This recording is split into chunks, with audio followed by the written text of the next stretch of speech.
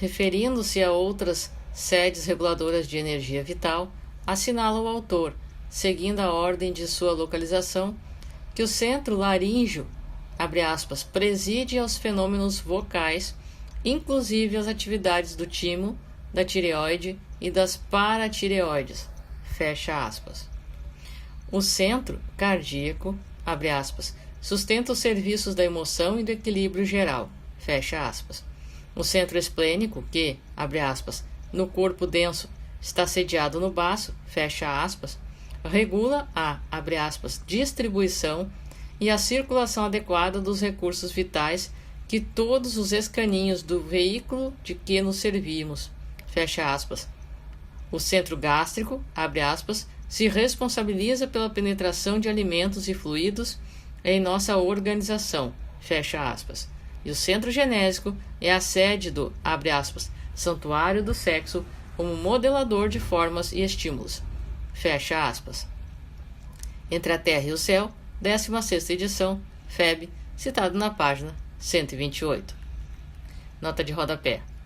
Em nota de rodapé referente a esta passagem, entendeu o autor espiritual dever esclarecer, página 99, edição citada, que a via olfatória não passa pelo tálamo, contudo, porém, conexões em alguns núcleos talâmicos através de fibras provenientes do corpo mamilar, situado no hipotálamo. Continuando. A respeito desses últimos vórtices, detalha ainda o consagrado autor, em outras páginas, que o centro esplênico determina, abre aspas, todas as atividades em que se exprime o sistema hemático dentro das variações de meio e volume sanguíneo, fecha aspas. O centro gástrico responsabiliza-se, abre aspas, pela digestão e absorção dos alimentos densos ou menos densos que, de qualquer modo, representam concentrados fluídicos penetrando-nos a organização, fecha aspas. E o centro genésico guia, abre aspas, a modelagem de novas formas entre os homens ou o estabelecimento de estímulos criadores com vistas ao trabalho, à associação e à realização entre as almas, fecha aspas. Evolução em Dois Mundos, edição referente à página 27. Segundo alguns autores, o centro coronário situa-se na parte superior do cérebro, abre parênteses, projetando-se no alto da cabeça, fecha parênteses. O centro cerebral é visto ao nível do lobo frontal, entre as sobrancelhas.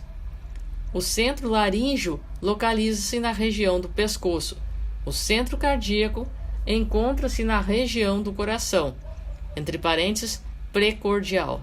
O centro gástrico situa-se na região do abdômen superior, entre parênteses, epigástrio. O centro esplênico na região do baço e o centro genésico na região inferior do abdômen, entre parênteses, hipogástrico.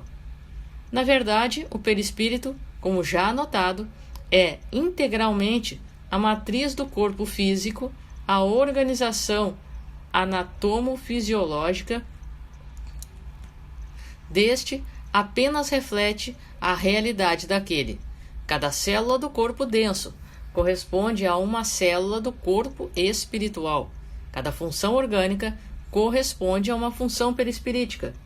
E é sob o comando dos centros vitais do psicossoma que se processa a integração energética total entre ambas as estruturas. Ressalta a propósito o espírito de André Luiz pela mediunidade de Francisco Cândido Xavier. Abre aspas. São os centros vitais fulcros energéticos que, sob a direção automática da alma, imprimem às células especialização extrema pela qual o homem possui no corpo denso e detemos todos no corpo espiritual em recursos equivalentes. As células que produzem fosfato e carbonato de cálcio para a construção dos ossos, as que se distendem para a recobertura do intestino, as que desempenham complexas funções químicas no fígado, as que se transformam em filtros de sangue, na intimidade dos rins, e outras tantas que se ocupam no fábrico de substâncias indispensáveis, a conservação e defesa da vida, nas glândulas, nos tecidos e nos órgãos, que nos constituem o cosmo vivo de manifestação. Evolução em Dois Mundos, 13ª edição, FEB, citado na página 28, capítulo 2.